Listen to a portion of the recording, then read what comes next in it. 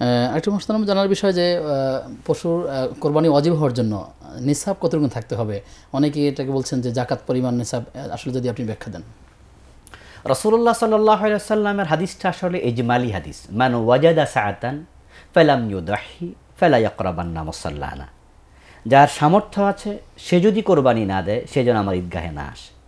এই সামর্থ্য বলে দিলেন তিনি ইজমালি, কিন্তু বলেননি যে এটা জাকাতের নিসাব পরিমাণ হওয়া লাগবে, এটা তিনি বলেননি। তো না বলাতে ঠিক এটা কিয়াস করে বলা হয় আর কি। যারা বলেন ওলামায়ে হানাফ বলেন, এটা ওলামায়ে হানাফ বলেন যে যেহেতু জাকাত দেওয়ার জন্য একটি নিসাব আছে, 1 বছর পূর্ণ থাকতে হয় না, জাকাত দেওয়ার জন্য 1 বছর, ওটা না, ওইটা বলছেন না, মালের নিসাবটা বলছেন। হাওলানে হাউলটা এখানে আসবে না। এখানে বলেন তারা কোরবানির দিবস সমূহে যদি ওই জাকাতের নিসাব পরিমাণ সম্পদ কারো কাছে থাকে তাহলে তিনি কোরবান দেবেন। এখন রাসূল তো নিসাব বলেননি, তারা বলেন এটা কিয়াস করে। তো আমরা বলবো যে আসলে যেমন বর্তমান মার্কেটে যেমন ধরেন আপনার 52.5 তোলা রূপার মূল্য কত, 60,000 কম বেশি। 1,000 যদি রূপার মূল্য হয় প্লাস হবে এরকম, তাহলে 1,000-এর বেশি এখন ধরেন, তো 60,000 কম বেশি ধরেন।